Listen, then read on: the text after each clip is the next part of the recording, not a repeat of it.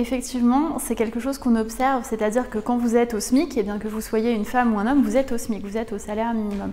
Mais plus on monte dans les rémunérations, plus il y a un écart qui se creuse, que ce soit au niveau des carrières ou au niveau des salaires. C'est pour ça qu'on dit qu'il y a 9 à 27% d'écart de salaire entre les femmes et les hommes. Et là, c'est quelque chose qu'on observe dans beaucoup de pays. Par exemple, on prend souvent la Suède comme modèle. C'est vrai que la Suède est très très avancée sur notamment les congés parentaux et l'engagement des hommes dans la vie familiale, mais est sur des taux à peu près équivalents, voire plus importants que ceux de la France en termes d'écart de salaire entre les femmes et les hommes.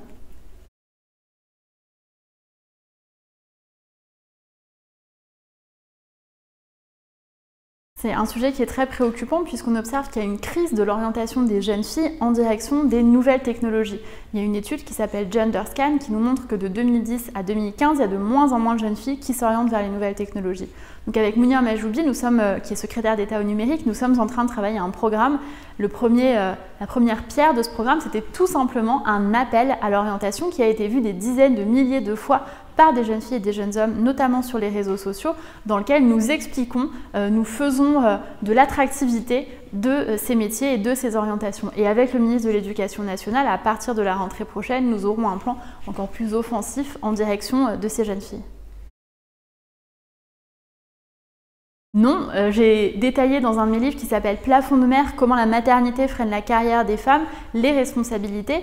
Et il y a 3 types de responsabilités. Un, le monde du travail, donc les employeurs, les entreprises, mais aussi les partenaires sociaux, les syndicats, qui ne mettent pas assez souvent à l'agenda des négociations les questions d'égalité entre les femmes et les hommes. Deuxièmement, les pouvoirs publics, et ça c'est nous, le gouvernement, qu'est-ce que nous pouvons faire ? Comment nous faisons réellement appliquer les lois, et ça c'est une responsabilité. C'est pour ça que ce sera une des priorités, notamment de l'inspection du travail, que de renforcer ces contrôles aléatoires. Et troisième responsable, eh bien, les individus eux-mêmes. Par exemple, en sortie d'école d'ingénieur, les jeunes femmes diplômées demandent moins de salaire que les jeunes hommes diplômés. Donc il y a un travail à mener sur les individus eux-mêmes et elles-mêmes également.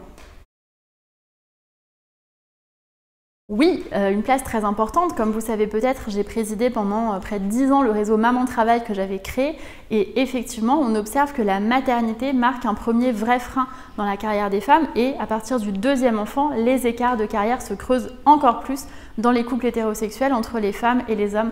C'est ça que j'appelle le plafond de mer et ce sont ces interruptions de carrière qui nous amènent à cet écart de 27% et à un écart de salaire. C'est pour ça qu'on veut faire un congé maternité harmonisé, y compris pour les professions libérales, les entrepreneuses, les agricultrices. J'ai confié une mission parlementaire à une députée à cet égard. C'est pour cette raison aussi que nous voulons renforcer le congé paternité. Une mission de l'IGAS est en cours et les résultats nous seront remis au printemps. Oui, le choix des études influe forcément puisqu'il y a une orientation stéréotypée et c'est pour ça qu'il nous faut déconstruire ce qu'on appelle, au-delà du plafond de verre, les murs de verre qui font qu'il y a des filières dites féminines et des filières dites masculines.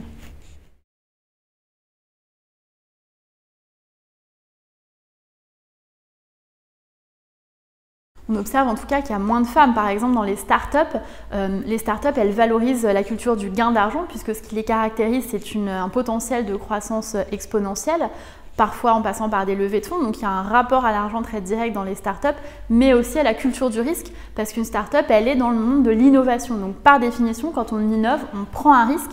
Et cette culture du risque, elle n'est pas encouragée chez les petits garçons. Et c'est pour ça qu'avec le secrétaire d'État au numérique, on lance un véritablement changement de culture. Une grande consultation a eu lieu et les propositions seront faites dans les prochains mois.